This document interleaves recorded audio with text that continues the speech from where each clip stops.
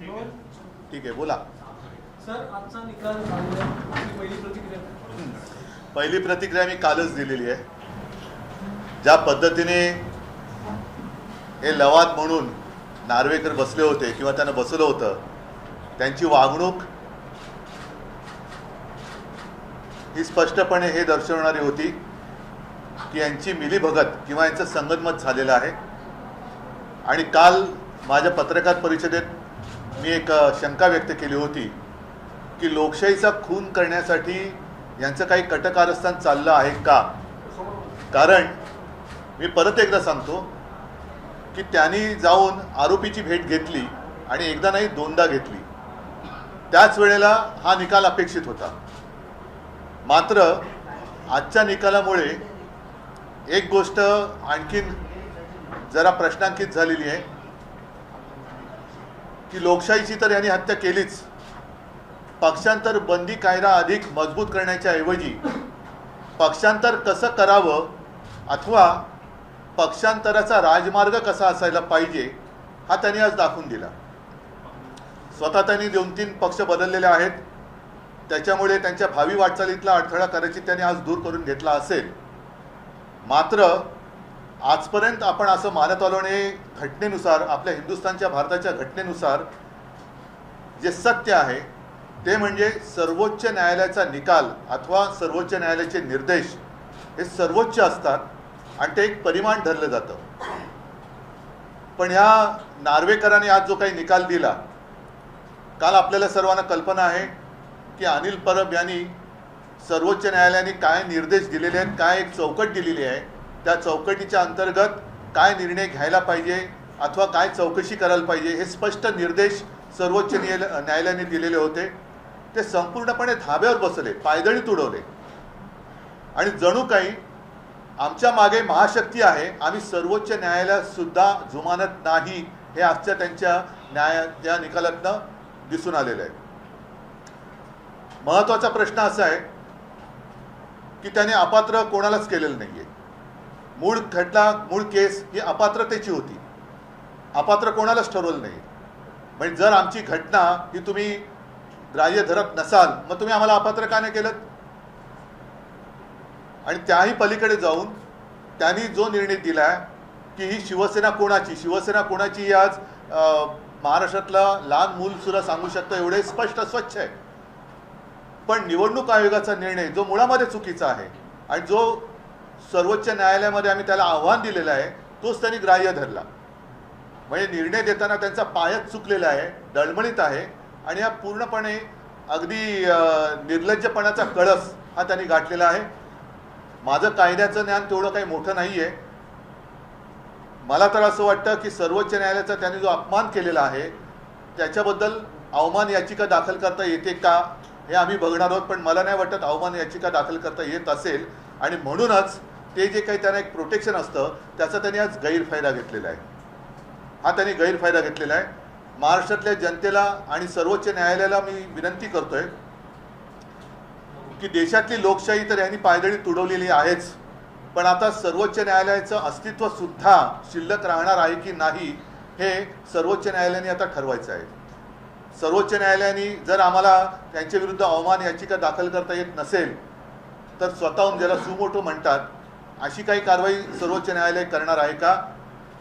आणि नाहीतर काय होईल की आजपर्यंत जी एक प्रथा आहे आपल्या संविधानाप्रमाणे की कोणत्याही केसमध्ये यापूर्वी उच्च न्यायालय किंवा सर्वोच्च न्यायालयात कोणता निकाल लागला आहे त्याच्याप्रमाणे त्या प्रकरणाचा ते एक बरोबरी करून निर्णय दिला जातो. असं असताना याच्यापुढे सर्वोच्च न्यायालयात अशा जर का काही केसेस आल्या तर मग ह्या लवादाचा निर्णय तिकडे मानला जाणार आहे तर सर्वोच्च न्यायालयाने जो निर्णय दिला होता किंवा जो निर्देश दिले तो मानला जायला पाहिजे. हे सुद्धा बघणं हे आता फार गंभीर ही बाब झालेली आहे आणि फार मोठं कुतूहलाची राहणार आहे. जून 2018 मध्ये जे तुमची नियुक्ती करण्यात आली होती ती नियुक्तीच अवैध आहे असं देखील अध्यक्षांनी. तो त्यांचा अधिकारच नाहीये.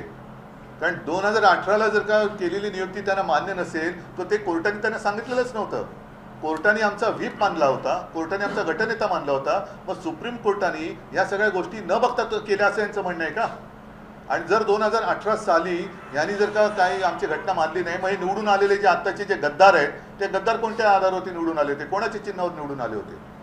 त्याच्यामुळे पक्षप्रमुखाबद्दल ते बरंच काही बोलले, पण पक्षप्रमुखाला जर अधिकार नसेल तर पक्षाध्यक्ष म्हणून जे नड्डा बसलेत त्यांना तसेही काही अधिकार नाही आहेत, तो त्यांचा अंतर्गत प्रश्न आहे.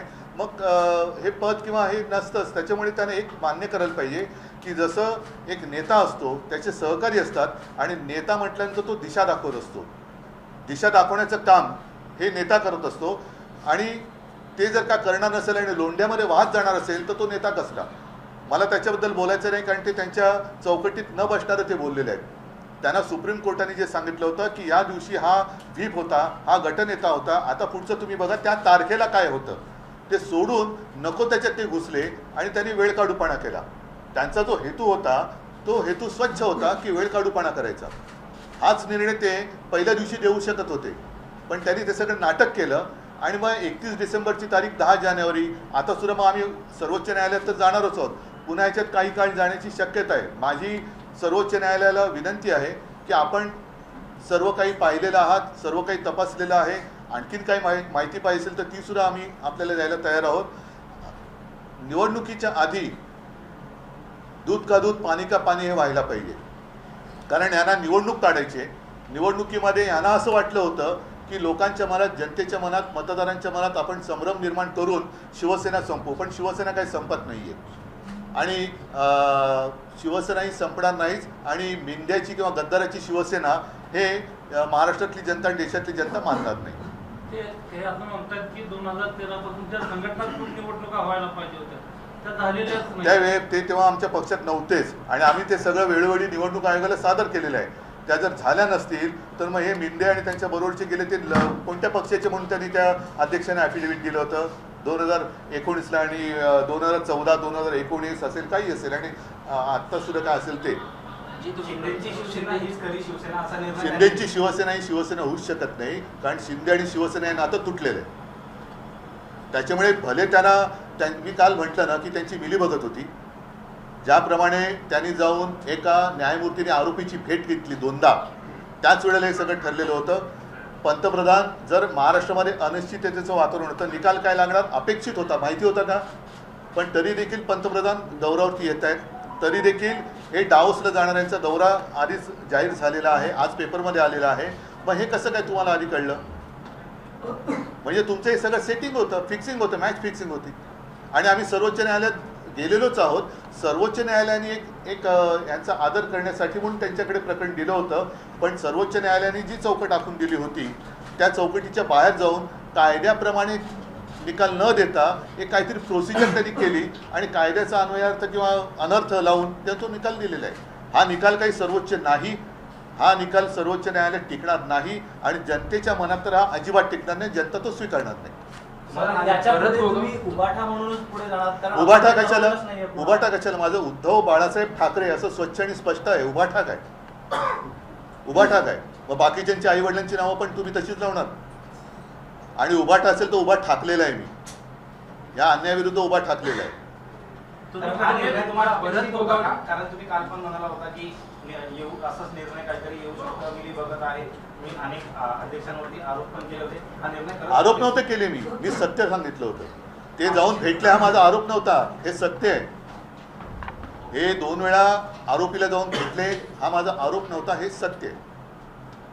भरत गोगावलेंची आणि एकनाथ शिंदेची, भरत गोगावले हे प्रतोद म्हणून आणि एकनाथ शिंदे गटनेते म्हणूनच मान्यता जी आहे ते अध्यक्षांनी दिलेली आहे याच्यामध्ये, आणि सुप्रीम कोर्टामध्ये हे उलट दिसलं होतं. हे याकडे कसं पाहताय? भरत गोगावलेंची प्रतोद म्हणूनच नियुक्ती आहे आणि एकनाथ, म्हणजेच काय की त्यांनी सर्वोच्च न्यायालयाचा अपमान केलेला आहे. सर्वोच्च न्यायालयाने स्पष्ट शब्दात सुनील प्रभू आणि अजय चौधरी यांची नेमणूक ग्राह्य धरलेली आहे. सर्वोच्च न्यायालय काही कळत नाही असं यांचं म्हणणं आहे का? त्याच्यामुळे काय झालेलं आहे की यांनी नसतीबाला स्वतःच्या अंगावरती ओढून घेतलेली आहे. आमचं काही बिघडलेलं नाहीये, जनताच पेटून उठलेली आहे आणि जनता हा अन्याय मान्य करणारच नाही. आम्हाला निकाल अमान्य आहे, आम्ही सर्वोच्च न्यायालयात जाणार आहोत. तुम्ही घटनेत बदल केले असंही ते म्हणतात या सगळ्या याच्यामध्ये की नियमबाह्यपणे घटनेत बदल केले असंही ते म्हणतात. म्हणजे काय बदल केले आम्ही ज्या वेळेला घटना जी काही दिली ती घटना निवडणूक आयोगाकडे दिलेली आहे आणि जसं आमच्यामध्ये पक्षाध्यक्ष हा आहे प्रमुख, पूर्वी शिवसेना प्रमुख होतं, मी शिवसेना पक्षप्रमुख केलं, कारण शिवसेना प्रमुख एकमेव, त्या पलीकडे शिवसेना प्रमुख नाही कोण होऊ शकत, आणि ही आमच्या पक्षाची मांडणी आहे. आम्ही जर का ती घटना मान्य हे कोण ठरवणार आहे, कारण निवडणूक आयोगाने त्या काळातल्या आत्ताच्या नाही आहे आम्हाला मान्यता दिलेली आहे. 2013 साली जेव्हा मी पहिल्यांदा शिवसेना प्रमुखांच्या नंतर पक्षप्रमुख झालो ती घटना आम्ही दिलेली आहे, 2018ला दिलेली आहे. तर हे कोण टिकोजीराव मध्ये बोलणार आहे?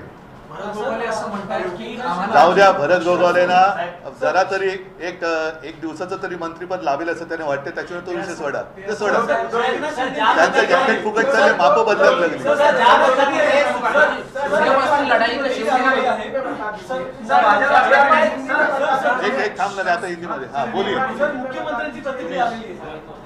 मुख्यमंत्री प्रतिक्रिया नाही मुख्यमंत्री हे काय म्हणायचं त्याला काय शब्द येते, चुकी, म्हणजे सुप्रीम कोर्टाने तर त्यांना चुकीचंच ठरवलेलं आहे. त्याच्यामुळे ते त्यांची प्रतिक्रिया ही पण तशीच आहे, केराच्या टोपलीत टाकण्याची. ऐक त्यांना असं वाटत असेल घराणेशाही मोडीत काढली तर त्यांची गुलामशाही सुरू झालेली आहे. हे गुलाम आहेत, गुलाम.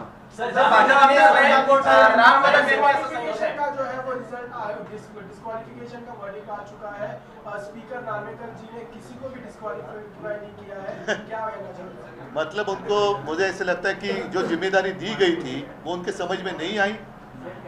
मामला सीधा था, डिस्क्वालिफिकेशन का था, और इसलिए हम सुप्रीम कोर्ट में गए थे और सुप्रीम कोर्ट ने एक फ्रेमवर्क दिया था क्या होना चाहिए, कैसे होना चाहिए. और सुप्रीम कोर्ट ने हमारा व्हिप सुनील प्रभु और गुट का नेता अजय चौधरी, उसको उनकी जो हमने नियुक्ति की थी वो मान्य की थी.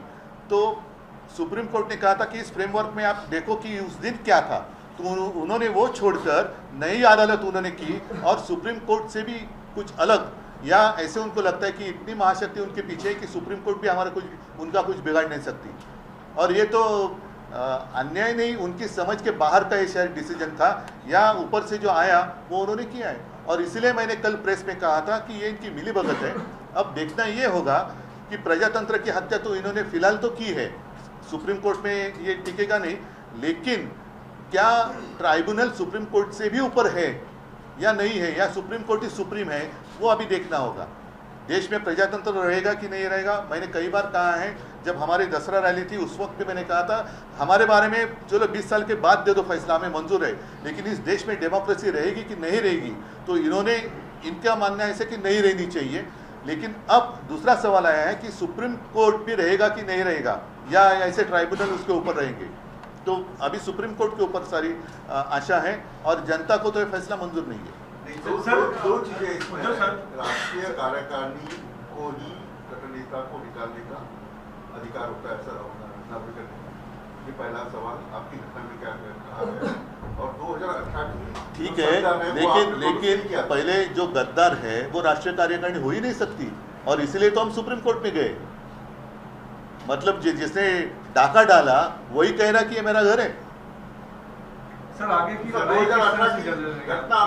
लड़ाई क्या सिर्फ कानूनी होगी और भी कुछ कैसे लड़ेंगे? नहीं, देखो इनका जो प्रयास है वो सिर्फ समय निकालना है, समय निकालना है.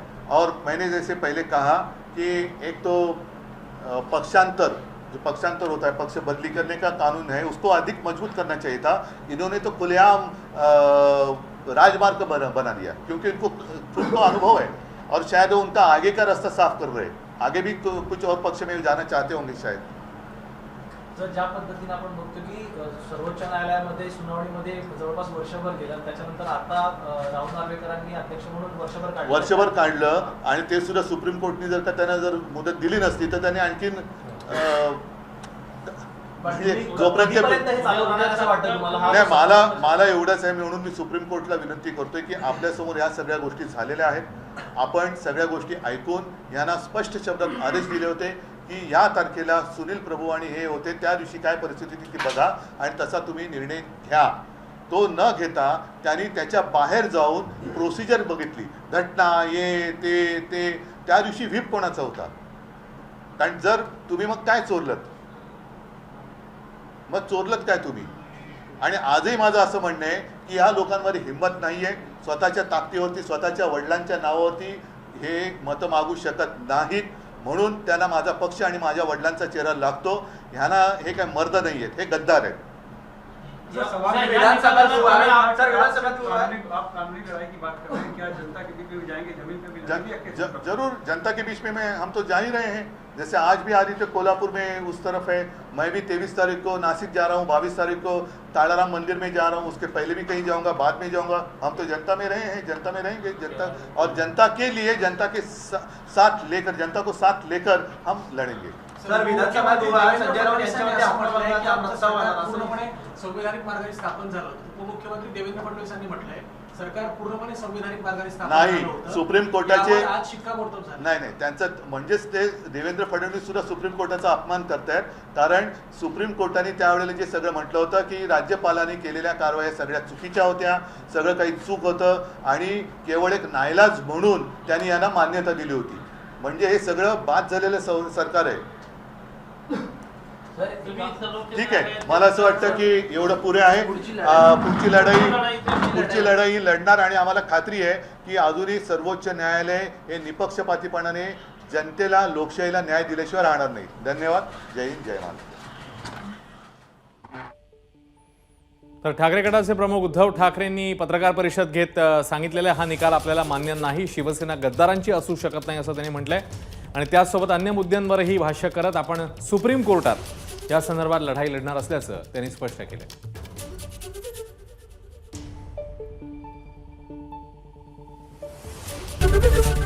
एबीपी माझा, उघडा डोळे बघा नीट.